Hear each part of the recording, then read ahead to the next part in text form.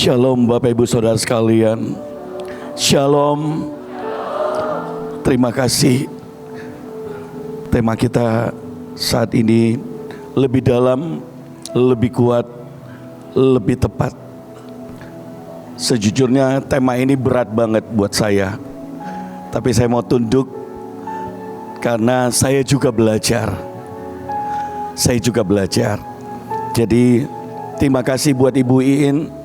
Saya minta maaf juga kepada Ibu Iin dan teman-teman. Baju saya sedikit beda, tapi tetap pesawat tempur. Saya minta izin ke Ibu Nika tadi, karena ternyata habis keliling Pulau Jawa buat badan saya tambah naik. Jadi daripada saya berdiri kelihatan lekuk-lekuk saya, wah, saya berkata saya mohon izin untuk pakai pesawat tempur yang model begini. Dan puji Tuhan, Ibu In mengizinkan saya, Ibu Nika. Terima kasih, saudara, supaya saya juga jangan merasa tertuduh. Dan kita semua berkata, jangan sampai Pak Hendrik ini beda. Tidak, saudara, kita semua satu, ingin bahtera terus. Dan kita semua bergerak untuk kemuliaan nama Tuhan. Amin, saudara. Amin. Baik, saya ingin kita buka firman Tuhan, yaitu Kejadian pasal yang ke-6 ayat yang ke-22. Kejadian pasal yang ke-6 ayat yang ke-22.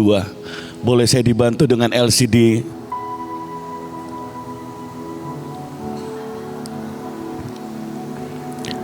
Kejadian pasal yang ke-6 ayat yang ke-22. Firman Tuhan berkata, lalu Nuh melakukan semuanya itu tepat seperti yang diperintahkan Allah kepadanya. Demikianlah dilakukannya. Saudara, melakukan yang tepat seperti yang Tuhan mau. Apalagi seperti Nuh, dia melakukan semuanya itu. Tidak ada yang kurang, tidak ada yang dilebihkan. Saudara, ini sungguh-sungguh sesuatu yang tidak mudah. Saya tahu bahwa tugas bahtera adalah sesuatu yang tidak mudah.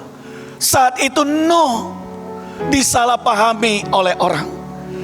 Makanya kita harus tahu ketika Tuhan bicara, mungkin orang lain tidak mengerti. Mungkin orang lain berkata itu sesat. Mungkin orang lain, bahkan orang di dekat kita, tidak bisa ngikut atau ngomong di belakang. Tapi ikutilah sikap Ibu Iin, yaitu selonjor, berdoa. Bukan karena kita lebih hebat, bukan karena kita lebih pintar, tapi ada satu, yaitu tugas kita beda dengan mereka. Amin, saudara. Dengan begitu Anda akan bisa melakukannya sampai selesai. Nuh tidak berhenti di tengah jalan. Kalau saudara baca, dia buat bahtera itu 120 tahun lamanya. Itu bukan waktu yang sebentar. Dia ngajak orang gak mau. Dia ngajak keluarganya juga sebagian tidak mau. Tapi apa itu membuat dia berhenti? Tidak. Karena visi yang dari Tuhan dibutuhkan iman dan ketaatan.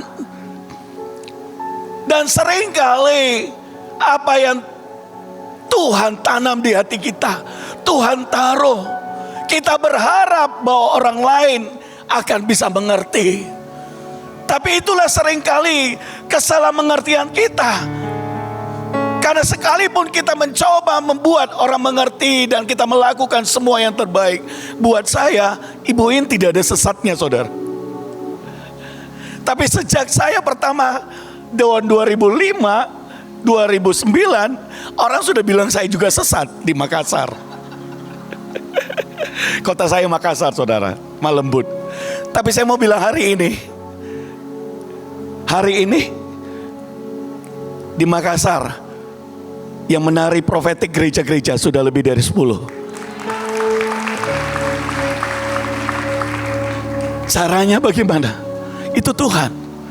Tapi yang pertama, selonjor. Jangan tarik diri. Justru kita harus mendekatkan diri. Mengajak orang kerjain bahtera. Mungkin diangkat kayunya, karena mungkin Musa sendiri angkat kayunya gede-gede. Mungkin ada yang buat itu. Saudara, engkau libatkan. Jangan pernah berhenti sampai bahtera itu jadi, sampai Tuhan datang, sampai kita melihat 85% Indonesia dimenangkan untuk kemuliaan nama Tuhan. Jangan berhenti. Kalau saudara kenali tugasmu. Kadang-kadang saya lihat ibu itu ajaib, tapi hari ini saya bisa ngerti, saudara, hati seorang bapak rohani, ibu rohani, orang tua rohani yang menegur karena dia mengasihi. Dan dia tahu ujungnya seperti apa, dan dia menegur. Kadang-kadang yang ditegur itu gak mau, gak enak. Siapa yang dipuji pasti senang, benar gak? Kamu hebat, kamu luar biasa, terima kasih ya. Tapi kalau dibilangin, kamu kenapa selalu seperti itu? Saudara, saya sudah melakukan, masih ditegur. Padahal sebenarnya Tuhan mau ngajari lebih lagi. Kalau saudara kenal pemimpinmu, makin dia tegur itu artinya makin apa? Makin cinta, makin sayang. Saya anak-anak rohani saya di Makassar, mereka tahu satu hal, bahwa kalau Bapa sudah mengasihimu, dia akan pasti akan menegurmu dengan kasih. Dasarnya kasih. Dari mana tahu dasarnya kasih? Tidak melakukan buat yang lain. Apakah dimusuhin? Tidak. Tetap dirangkul, tetap dikasih, tetap diberkati. Itu dasarnya kasih. Kalau bukan dasarnya kasih, apa yang terjadi? Dimusuhin. Tapi cara kita tidak seperti itu. Kita tetap membuka tangan seperti Bapa.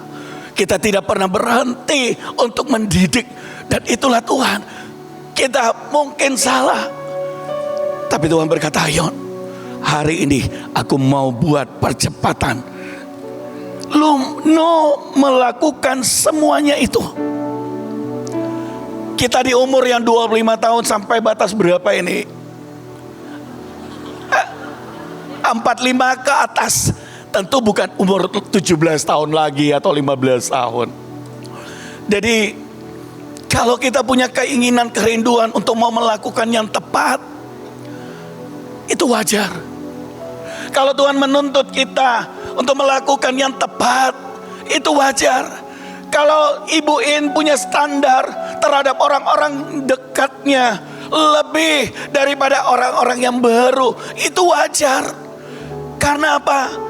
Karena saudara diberi mandat, visi oleh Tuhan untuk melakukan yang tepat.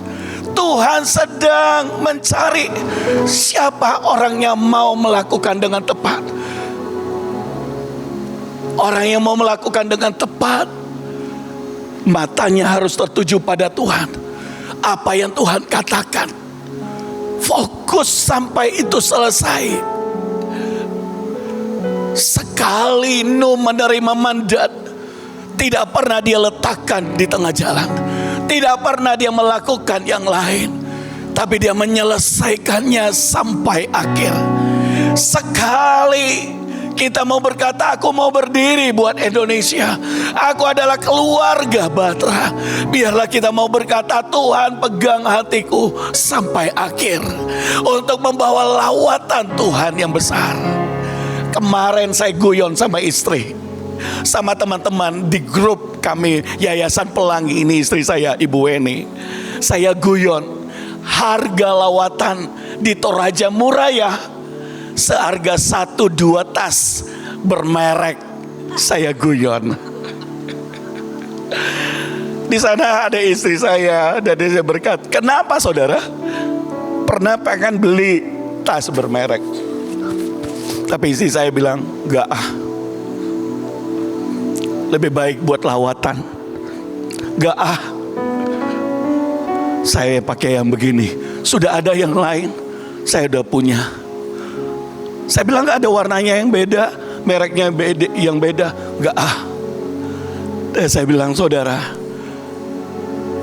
kalau saudara ingin bayar, melakukan yang tepat, maukah kita meletakkan apa yang kita suka? Kita mau berkata, Tuhan, aku mau berikan. Mungkin tidak seperti ibu yang begitu besar, tapi belajar, saudara. Belajar. Karena ketika kita berjalan, percayalah, ada sign and wonder, ada covenant Tuhan. Waktu pergi ke Toraja, sesungguhnya saya hanya berharap anak muda buat 200, 300, ya maksimal 500 lah. Tapi tiba-tiba sampai di sana, ketemu Pak Dandim dan dia bilang, kenapa enggak sekalian Bu bikin di lapangan? Sekolah-sekolah terbuka dan sebagainya. Pikiran kita enggak ada duit. Pikiran kita terlalu besar biayanya. Itu pikiran manusia. Tapi waktu saya duduk dan saya bertobat, saya berkata, Tuhan, kenapa selalu yang saya lihat isi dompetku? Tuhan, kenapa yang saya selalu lihat kemampuanku yang terbatas? Ampuni aku, Tuhan. Kalau Kau mau, lakukan apa yang Kau mau. Bukan karena aku mampu, bukan karena berapa banyak biaya, bukan karena kami gak bisa. Tapi kalau Kau mau, aku mau melakukannya. Itu Nuh, saudara. Kalau diukur dari kemampuannya, diukur dari dukungan orang, gak ada. Seringkali kalau kita mau melakukan yang tepat, secara manusia tidak mudah dan sulit. Tapi percayalah, saudara, disitulah justru perkenanan Tuhan. Kemarin ada Rembo, waktu di awal ibadah, di tengah ibadah ada pelangi. Ini di lapangan, saudara. Orang-orang berkata itu KKR yang terbanyak selama beberapa tahun. Itu yang terbanyak dihadiri anak-anak muda. 6.000 orang, itu besar. Waktu kami datang, orang berkata, bawa duit berapa? Kemarin buat seminar 700 orang, 700 juta. Bawa duit berapa? Mau berapa jiwa? Saya berkata, Tuhan, aku gak punya duit, tapi aku punya mandat. Amin, saudara. Dan saya bilang sama anak-anak, firman Tuhan berkata, bahwa berangkatlah dengan bajumu di badan, tidak membawa apa-apa. Kalau itu Injil, Tuhan akan menyediakan. Saudara, waktu Tuhan bicara seperti itu, pasti kalau Anda jadi anak rohani saya atau jemaat di HGC Makassar, Anda pasti berkata, Pak Gembala pelit, Pak Gembala pengusaha, ada hotel, diberkati Tuhan. Ini semua mereka lihat dari luar. Dia berkata, dia menabur buat orang lain, tapi buat kita tidak. Saya mau berkata, saudara, seringkali kalau kita melakukan yang tepat itu tidak mudah. Tapi saya bersyukur bahwa anak-anak mau melakukannya. Dan mereka pergi menginjil, tinggal di rumah orang, mempersiapkan 2 minggu di sana. Saya tidak membekali dengan tinggal di hotel dan segala macam. Saudara, tapi yang saya lihat, sesampainya di sana, lapangan disediakan, sound system sebagian dibayarin orang, makanan dari mereka semua, roti dan semuanya. Saya berkata, Tuhan, ini gak ada lagi alasan untuk berkata tidak. Saya berkata, lakukan apa yang Tuhan mau. Kalau memang itu mau lapangan. Waktu KKR terjadi, hujan, saya sementara berdiri, Bu. Di dalam nama Yesus, guntur sedang kencengnya. Hujan berhenti. Saudara, tidak berhenti. Hujan makin keras.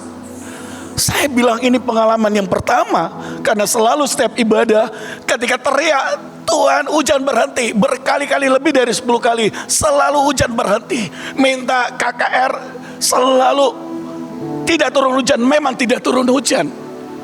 Tapi ini berbeda. Tiba-tiba Tuhan kasih saya firman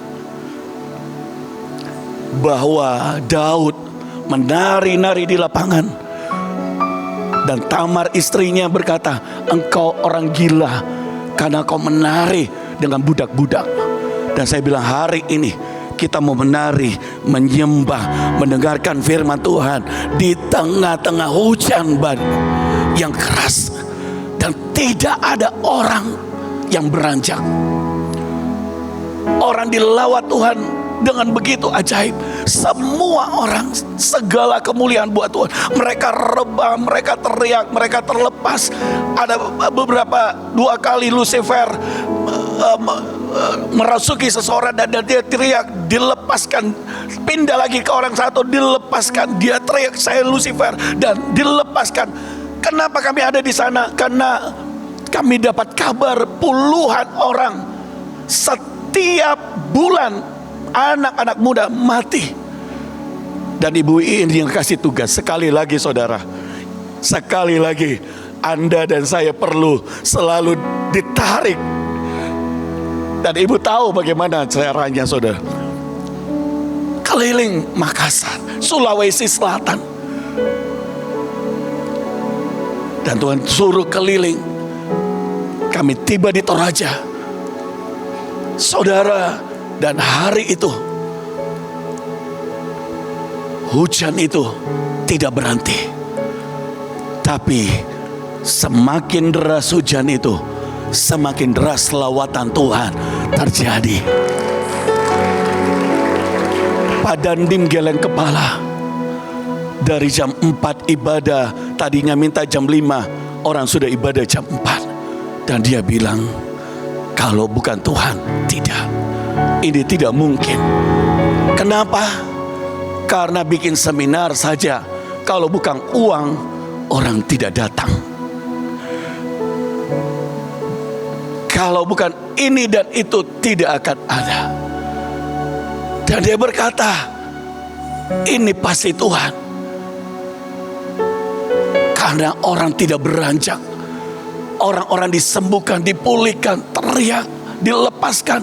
Anak-anak datang bertobat, memberi diri Yesus pada Tuhan, memberi diri dibaptis, ngaku teriak Tuhan.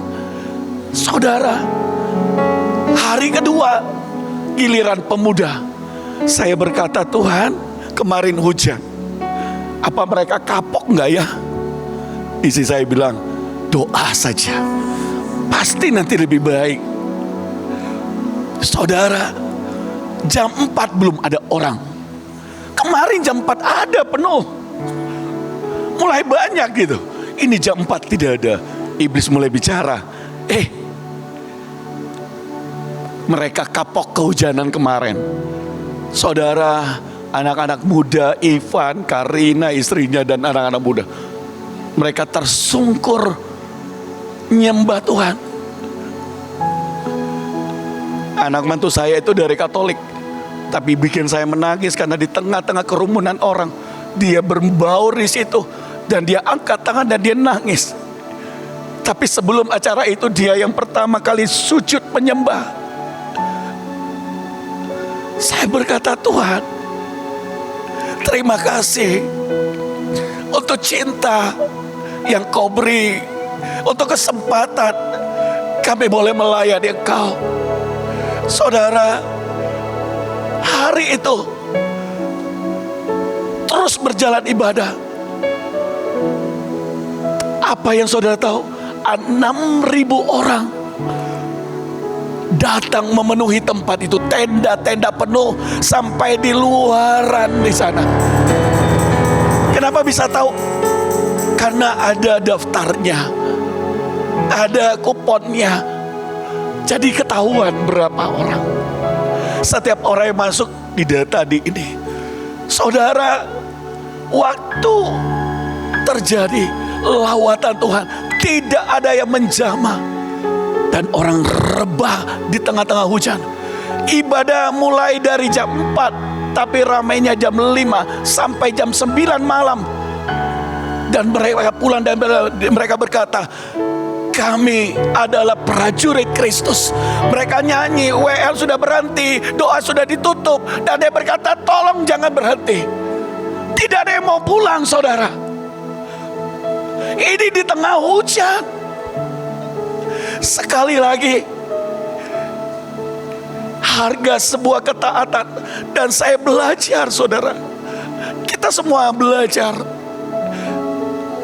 itu tidak mudah. Tapi percayalah, di ujungnya jiwa-jiwa dimenangkan untuk kemuliaan nama Tuhan.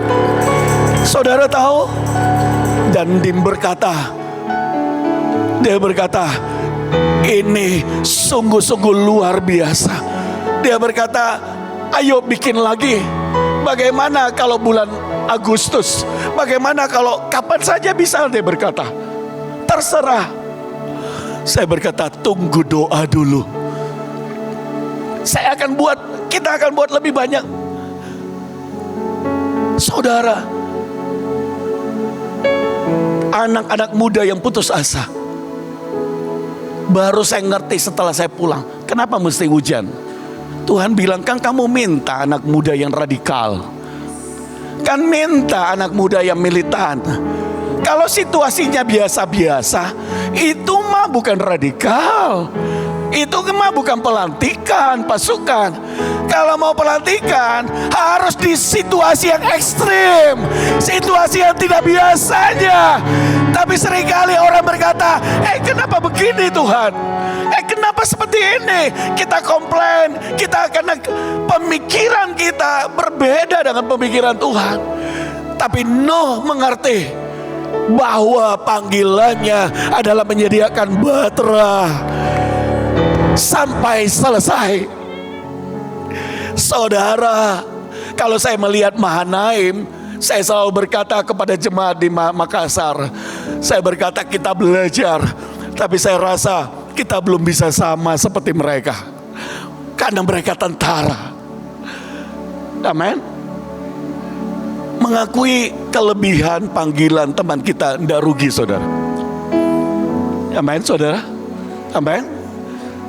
Itu yang membuat kita selalu bisa sama. Saya bilang saya tidak bisa sama ibu, pasti beda. Saya mau contoh bagaimanapun pasti nggak bisa. Dulu saya mau contoh Pak Agung Khotbah. Pak Agung Khotbah itu diam dan saya begitu suka. Saudara, saya tulis khotbah Pak Agung 400 lebih, masih saya simpan. Saya pengen khotbah, tapi kayaknya bukan saya sukanya jalan-jalan. Di lapangan itu hujan, saya jalan hujan, saudara, doain orang Altakor. Dan saya melihat Tuhan sedang melantik setiap orang menjadi pasukannya yang luar biasa. Berapa ribu tahun kemudian, Yesus datang, dan dialah menyediakan bahtera yang sesungguhnya, yaitu barang siapa yang percaya, maka dia akan diselamatkan. Dia adalah Mesias. Nuh menangkap bahtera, tetapi wujud bahtera adalah Yesus sendiri di atas kayu salib. Bahtera yang ada sekarang ini adalah kita menangkap visi dari Tuhan, dan kita mau berkata, pimpin kami, dan kami mau melakukan tepat yang seperti yang Tuhan mau. Ajari kami, bukan karena kami mampu, bukan karena kami sanggup, bukan karena kekuatan kami, tapi kami percaya bahwa Tuhanlah Ia memberi mandat dan memampukan kami melakukannya. Saudara, ketika istri saya menabur, apakah dia bertambah miskin? Tidak, ternyata. Apakah bertambah kurang? Tidak. Tuhan tidak pernah berhutang. Waktu saudara temukan apa tujuan Tuhan, kalau saudara berkata saya dipanggil jadi pengusaha dan dalam pergerakan, itu panggilanmu. Jangan pernah kau bersungut-sungut ketika kau menabur. Jangan pernah berkata, oh itu kalau bukan saya. yang nabur. Oh, kalau bukan saya yang biayai. Oh, kalau bukan saya. Saudara, kalau Anda seperti itu, mandat itu dipindahkan sama orang. Kalau Anda seperti itu, hatimu tiba-tiba bisa berubah. Tiba-tiba bisa melihat lain. Tiba-tiba bisa melihat, kenapa ibu ini aneh-aneh? Bukan ibu ini aneh-aneh, hatinya yang berubah. Setiap kali saya ada sedikit miss, saya tahu saya miss dengan Tuhan. Saya belajar dari Pak Agung. Kalau saya miss dengan Pak Agung bukan tipe kalau orang negur. Dia diam aja, tapi saya udah tahu saya salah ini. Saya cari, saya puasa. Dan saya tahu saya miss dengan Tuhan. Saya doa waktu yang lama untuk hal itu. Saudara, jangan pernah biarkan miss sedikit pun, karena percepatan sedang terjadi. Yang kenali siapa? Dirimu sendiri. Pemimpin hanya bantu memberitahu, tapi Anda dan saya harus jujur di hadapan Tuhan, mengenali dirimu sendiri. Dulu belum punya apa-apa, engkau total memberi. Ketika engkau diberkati, mulai hitung berapa persen. Wah, nilainya lebih banyak. Dulu tidak. Saudara, dulu belum punya pasukan, begitu tunduk, begitu submission. Tapi begitu udah punya pasukan, berkata, mesti lewat saya dulu. Kenapa ibu ini begini? Kenapa main langsung-langsung? Kenapa tidak lewat saya? Saudara, Anda dulu begitu tunduk, begitu submission, makanya Tuhan senang. Makanya kerendahan hatimu, ketaatanmu, itu yang membuat engkau dipercayakan. Tapi hati-hati jangan sampai berubah. Oh, saya mau buat sendiri. Oh, ibu ini sudah aneh-aneh, sudah sesat itu. Oh, ini. Saudara, jangan, please.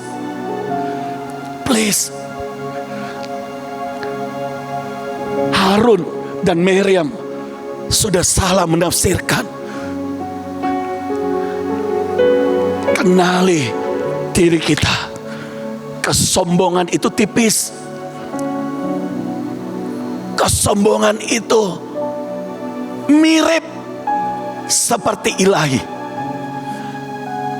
menyerupai Tuhan. Artinya apa? Kalau Anda tidak dibuka mata rohanimu, engkau lihat itu Tuhan. Lot melihat Sodom dan Gomora apa? Seperti taman Tuhan. Apa benar itu taman Tuhan? Oh, Lot pasti berkata, kau sesat. Itu taman Tuhan. Abraham, tidak, itu taman Tuhan. Rugi Lot, kenapa? Pergi. Abraham tidak mau ikut saya. Itu taman Tuhan. Tapi lihat, Abraham menantikan waktu Tuhan dan dia berkata, tiba-tiba Tuhan berfirman setelah Lot pergi, lihatlah ke sekelilingmu. Aku akan berikan timur, barat, utara, selatan, sepanjang mata memandang. Tanah yang tadinya tidak terlihat menjadi terlihat begitu subur. Tanah yang tadinya tidak diberkati menjadi begitu diberkati. Tanah yang tadinya bukan tanah perjanjian menjadi tanah perjanjian. Orang tadinya dia ditinggalkan, tapi menjadi lebih banyak lagi orang yang bersama-sama dengan dia. Saudara, perlu untuk belajar kita tanya Tuhan dan tepat. Kalau salah, cepat berbalik. Apa yang Tuhan sukai? Tuhan paling suka adalah hati yang bertobat, hati yang rendah hati. Bertambahnya umur, bertambahnya pengalaman, bertambahnya berjalan dengan Tuhan, kadang-kadang ada satu hal yang kita harus hati-hati. Masihkah engkau mudah bertobat? Ataukah engkau sudah berkata, yang lain yang perlu bertobat? Saya sudah tua, saya tidak perlu bertobat. Ketika ada firman Tuhan datang dan kau berkata, itu buat orang lain. Ataukah itu masuk ke dirimu dan kau berkata, Ibu Iin, saya lagi disinggung, saya lagi, pasti saya itu. Saudara, please, janganlah roh agamawi menghampirimu karena engkau profesional, karena engkau pandai, karena engkau sudah cakap, karena engkau diberi kepercayaan. Jangan, saudara. Makanya kau perlu dalam dengan Tuhan. Kolose 2 ayat yang ke-7. Ayat ini sangat bagus sekali. Saya minta tolong Kolose pasal yang kedua ayat yang ke-7.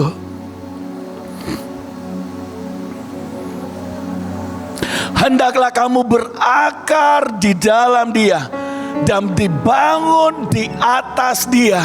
Hendaklah kamu bertambah teguh dalam iman dan yang telah diajarkan kepadamu, dan hendaklah hatimu melimpah dengan syukur. Hendaklah kamu berakar di dalam Dia dan dibangun di atas Dia. Berakar, bagaimana maksudnya berakar? Terjemahan The Living Bible sangat bagus sekali. Firman Tuhan berkata, ini saudara, kenapa kita perlu belajar beberapa terjemahan? Karena bahasa Ibrani itu tidak seperti bahasa Inggris atau bahasa Indonesia. Terjemah, kalau bahasa Indonesia padi bukan beras, gandum bukan beras, bukan padi. Tapi bahasa Inggris semua rice. Kenapa butuh beberapa terjemahan, saudara? Supaya kita belajar lebih dalam apa maksudnya. The Living Bible, Kolose 2 ayat yang ke-7 berkata seperti ini, saudara. Let your roots grow down into Him. Biarlah akar-akarmu bertumbuh ke bawah. And down up nourishment from Him.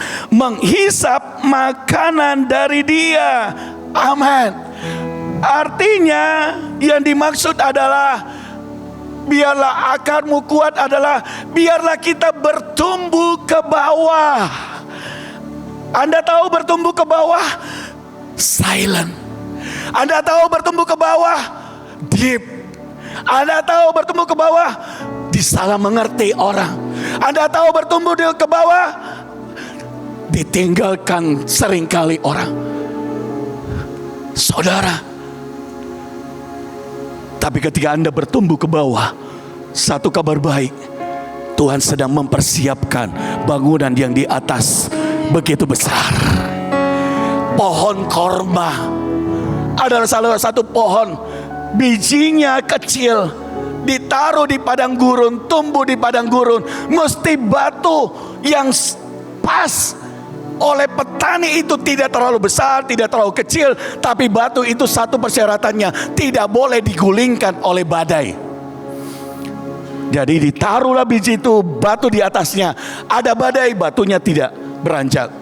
Kalau Anda tanya ke biji itu, dia mau tumbuh ke atas, nggak bisa. Yang terjadi apa? Tumbuh ke bawah.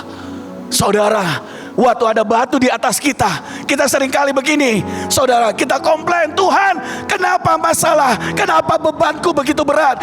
Tuhan, kenapa ini terjadi? Saudara, Anda tidak tahu bahwa batu itu sebenarnya untuk saat itu di levelmu adalah cover yang supaya Anda ketika Anda mau tumbuh ke atas, Anda bisa saja terhilang, Anda bisa saja terhempas. Tapi ada batu itu untuk supaya Anda bertumbuh ke bawah, ke bawah, ke bawah, ke bawah, akarmu sampai bertumbuh di dalam Dia dan merambat begitu lupa.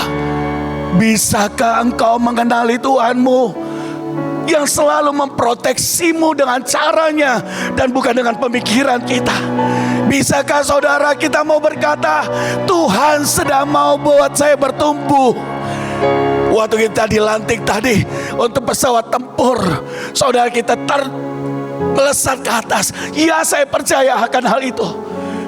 Tapi siapkan juga kalau engkau masuk dalam fase engkau bertumbuh ke bawah, akar-akar kita sedang diperkuat oleh Tuhan. Firman Tuhan berkata sampai akar pohon korma itu kuat. Sampai akar pohon korma itu kuat, maka dia akan bertumbuh ke atas dan dia menggulingkan batu itu. Dan ketika dia bertumbuh, ada badai, ada taufan, ada angin yang kencang, ada terik matahari, ada hujan yang ekstrim, panas yang ekstrim. Tidak membuat dia mati, tidak membuat dia roboh, tidak membuat dia hancur, tapi dia bertumbuh, semakin berakar, semakin bertumbuh, semakin dalam, semakin kuat, semakin bertambah. Karena dasarnya adalah bertumbuh di dalam Kristus. Tidak cukup Anda punya kegiatan, kita punya kegiatan rohani, melayani di gereja, melayani apapun juga. Jangan hanya melayani, tapi engkau harus bertumbuh dan mengenali Tuhanmu, berjalan bersama dengan Dia.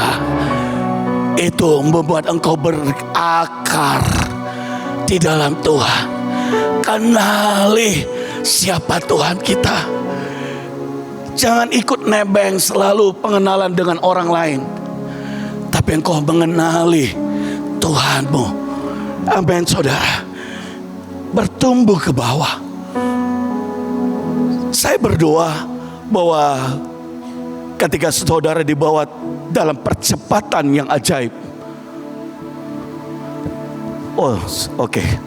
Saya tiba-tiba teringat, saya baru bertemu dengan, saya punya kakak. Ya, dia mengangkat saya dan kami mengangkat saudara. Israel Van Abraham, orang Israel.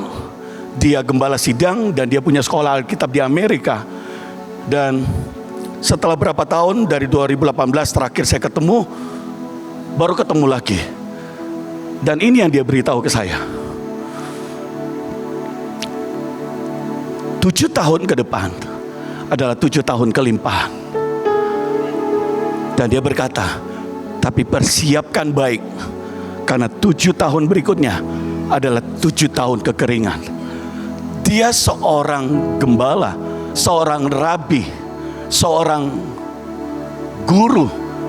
Tapi tiba-tiba dia bilang begini, cari lahan yang besar, saya mau transfer teknologi Israel. Kamu mau? Kita kerjakan sama-sama, dimanapun juga. Dan saya nangis dan saya berkata, wow, apa ini Engkau Tuhan? Saudara, lihat, lakukan yang tepat. Tuhan bisa kirim dengan cara yang ajaib banyak hal. Ketika itu datang, saya ngecek hati saya. Apakah di hati saya tiba-tiba berkata, oh saya jadi kaya, oh saya tambah berhasil, oh saya bisa. Tapi hati saya tiba-tiba berkata, Tuhan, biarkan semakin banyak jiwa-jiwa lewat hal ini dimenangkan untuk kemuliaan-Mu. Saya nggak mengecek berapa uang, saudara. Dan dia berkata, kau adalah saudaraku.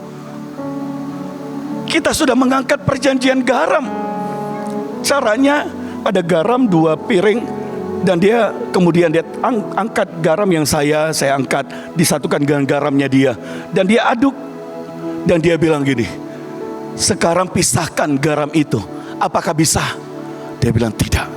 Dan dia berkata, oleh sebab itu mulai hari ini saya, dia sebut Israel Van Abraham, keturunan Benyamin, orang Yahudi asli, berkata kepadamu, engkau adalah saudaraku Indonesia, engkau adalah saudaraku Henry Kumulia. Dan saya bilang ke dia, Batra adalah saudaramu. Ya, dia berkata, Batra adalah saudaraku. Kita mau berkata, kita saudara di dalam Tuhan, dan kita kerjakan lawatan Tuhan yang ajaib. Saudara, saya percaya waktu kau berakar di dalam Tuhan, selalu Tuhan punya cara yang ajaib buatmu.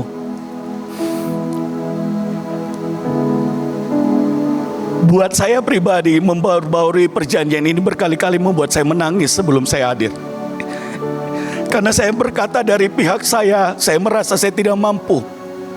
Dari pihak saya berkata, Tuhan, saya seringkali gagal. Tapi Tuhan berkata, hari ini aku, di Kejadian 12 ayat 7, aku yang berinisiatif, bear it. Aku yang berinisiatif membuat perjanjian. Ini buat saya pribadi, mungkin buat saudara juga. Yang kau berkata, saya sudah gagal, saya nggak layak. Tapi Tuhan mau berkata, kemarin Tuhan perbarui perjanjian, dan saatnya untuk kita terbang lebih tinggi bersama dengan Tuhan, menyelesaikan yang Tuhan mau. Bukan dengan kekuatan kita, tapi ada roh Tuhan di hidupmu, dan Dia melakukannya seperti yang Tuhan mau. Saudara, kenapa penting kita berakar? Kenapa kita penting lebih kuat? Kenapa kita penting untuk melakukan tepat? Saya beri ada 2 contoh, yaitu kehidupan Esau dan Ruben. Dua-dua keturunan Israel. Dua-dua adalah orang yang harusnya mendapat berkat kesulungan. Tapi Esau dan Ruben, Esau kemudian kehilangan karena dia menjualnya kepada Yakub. Sedangkan Yakub begitu menginginkan dan menghargai hak kesulungan itu. Saudara, seringkali kita itu diuji. Waktu di Makassar orang bicara tentang Batra, orang ngomongin Ibu, orang ngomongin Pak Agung, Pak Yusak, Pak Daniel, dan semua Ibu Nani dan yang lainnya, kita bahkan mungkin saudara-saudara ada yang datang ke Makassar, dan juga saya mendapatkan perkataan ini dan itu. Saya mau berkata, saya berkata sama mereka, ya, kami memang punya kekurangan, tapi yang satu yang kami miliki, kami mau terus bergerak buat jiwa-jiwa. Kami mau terus bergerak mengasihi Indonesia, dan kami ada untuk berdiri dengan murni, meletakkan apapun untuk harga sebuah lawatan. Dan mereka terdiam. Kenapa? Karena Indonesia sedang butuh itu. Amin, saudara. Amin, saudara. Jangan pernah berharap bahwa di satu komunitas engkau akan ketemu orang yang sempurna. Saya bergaul dengan hampir semua sebelum saya memutuskan Batra. Tapi sekali lagi, saya tidak memuja-muja Batra. Tidak, saya meninggikan Tuhan. Tapi DNA saya cocok dengan Batra. Kenapa? Saya suka orang yang melayani dengan murni dan tulus. Amin, saudara. Semua untuk Tuhan. Amin. Boleh berikan tepuk tangan buat Tuhan. Saudara, saatnya kita membapai kota ini, membapai bangsa. Dan seringkali kita harus banyak berkorban. Saya berdoa bahwa Anda berakar. Saya tertarik dengan apa yang Yakub alami. Kejadian pasal yang ke 25 ayat 7 dan 8.